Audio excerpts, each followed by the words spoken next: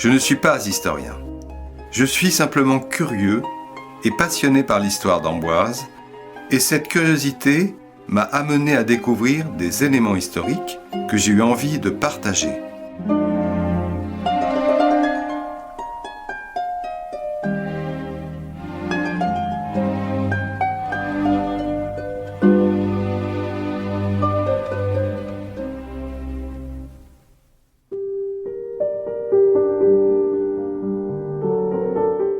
En plus des monuments emblématiques comme le château et le Clos Lucé qui font sa renommée, la ville d'Amboise est parsemée de traces historiques qui méritent d'être signalées. Ainsi, quand on se promène rue des Châteliers, on peut voir derrière le grillage une levée de terre qui correspond au premier rempart mis en place par les habitants du plateau plus de 500 ans avant notre ère.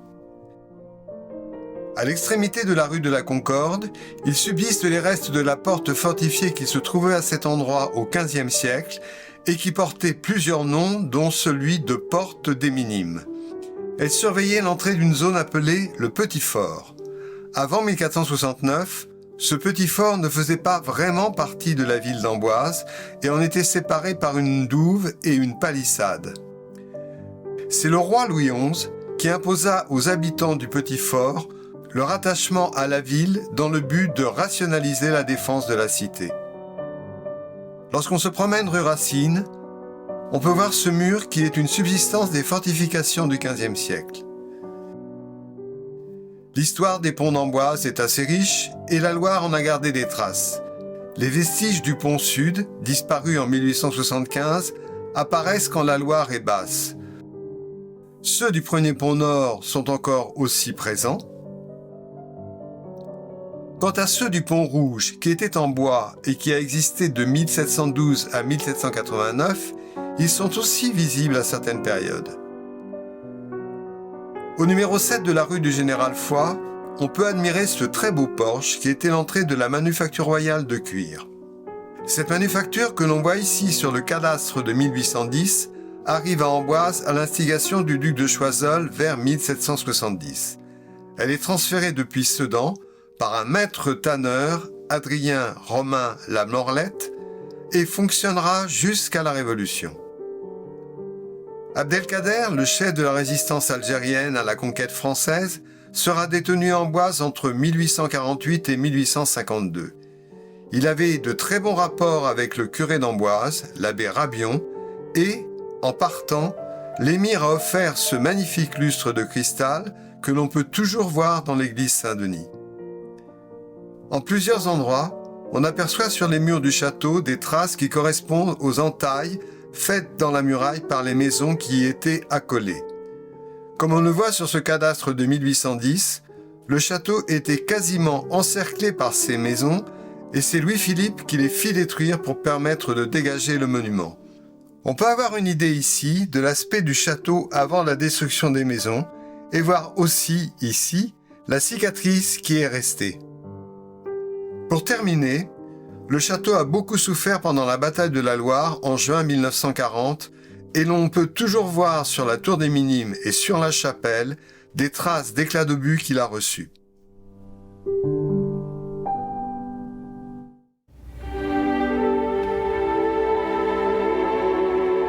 Dans les sous-sols du château d'Amboise, on peut voir ce panneau insolite.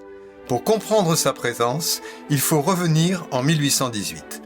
L'hospice d'Enghien avait été fondé à cette date par la princesse de Condé en mémoire de son fils, le duc d'Enghien, fusillé par Napoléon dans les fossés de Vincennes en 1804. Il était situé rue de Picpus à Paris. L'une des sœurs de Saint-Vincent-de-Paul qui a œuvré dans cet hospice, Catherine Labouré, sera canonisée en 1947. Mais après avoir acheté le château d'Amboise en novembre 1895, le duc d'Aumale, fils de Louis-Philippe, décide d'y transférer cet hospice d'Enghien. Par contre, l'état dans lequel se trouve le château à cette date fait qu'il nécessite de très gros travaux pour accueillir les pensionnaires. Le 27 janvier 1896, il donne à l'architecte Gabriel Rupric-Robert son accord pour une première tranche de 250 000 francs de travaux sur une enveloppe totale de 500 000 francs. Pour donner un ordre de grandeur, Le château venait d'être acheté pour 147 000 francs. Ces sommes très importantes concernent à la fois la restauration du château proprement dit, mais aussi son aménagement pour le rendre fonctionnel pour les pensionnaires. Ainsi, pendant plusieurs années, le monument va vivre au rythme des nombreux corps de métier qui le transforment. C'est à partir de mai 1901 que l'état du château permet le transfert à Amboise des pensionnaires qui étaient précédemment à Paris, et c'est vraisemblablement à cette époque que l'établissement prend le nom d'Hospice d'Enghien et d'Orléans.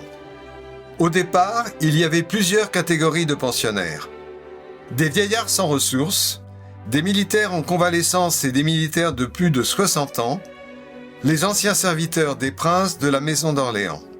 Au service de ces pensionnaires, on comptait un administrateur, 7 sœurs de Saint-Vincent-de-Paul, un aumônier et sa bonne, 3 employés civils, une sacristine et 3 lavandières 3 jours par semaine. On avait érigé, dans le prolongement de l'aile Renaissance, un dispensaire, une sorte de préfabriqué de mauvais goût, et un docteur amboisien, le docteur Mahoudeau, y venait régulièrement pour les pensionnaires, mais aussi pour les amboisiens qui y avaient accès certains jours de la semaine. La salle des gardes servait de réfectoire, la chambre à la Cordelière était le bureau de la mère supérieure et le 2e étage servait de dortoir. Des offices étaient célébrés dans la chapelle par l'aumônier aidé par la sacristine. Mais en 1936, il apparaît que le coût de fonctionnement de l'hospice devient prohibitif. Au service de la quinzaine de pensionnaires, il y avait autant de personnes à plein temps aux frais de l'hospice. On décide donc du transfert de l'hospice à Chantilly. On va démolir le dispensaire et aménager les parties du château libérées par les pensionnaires pour permettre une visite complète du monument. Il faut dire que cette évolution arrivait au bon moment, car les changements dus au Front populaire de 1936, avec les congés payés, allaient permettre l'arrivée d'un tourisme dont le château allait être bénéficiaire.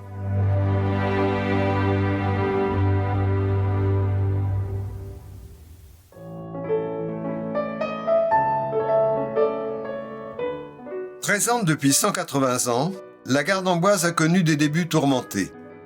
C'est en 1838 que Victor Legrand, directeur général des ponts et chaussées, trace les grandes lignes d'un réseau de chemin de fer qui doit couvrir le territoire et qui sera confié à des compagnies privées.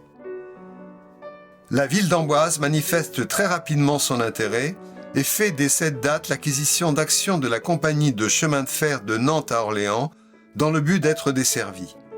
À ce moment-là, on est surtout dans une phase de planification, de levée de fonds et de débats politiques intenses. Mais les choses avancent et 4 ans plus tard, en février 1842, le conseil municipal d'Amboise écrit au ministre que la majorité du conseil pense que la ligne de chemin de fer devra passer, je cite, « devant la ville, entre la Loire et la route départementale ». Le conseil assure le ministre que la ville est disposée à faire tous les sacrifices nécessaires. Si les choses en étaient restées là, la ville aurait eu cet aspect. Mais au mois d'août 1842, c'est une demande un peu différente qui est formulée par ce même conseil municipal. Il est alors écrit que la ville d'Amboise a, je cite encore, « promptement besoin que l'État lui vienne en aide en accordant le passage du chemin de fer sur un pont sur la Loire à 400 mètres ou 500 mètres en aval du pont actuel. » Il y aurait eu un embarcadère près du fleuve sur le Mail à cet endroit, ce qui aurait permis de recevoir et d'expédier les marchandises sans avoir à traverser les ponts. Aujourd'hui, cette demande paraît surprenante.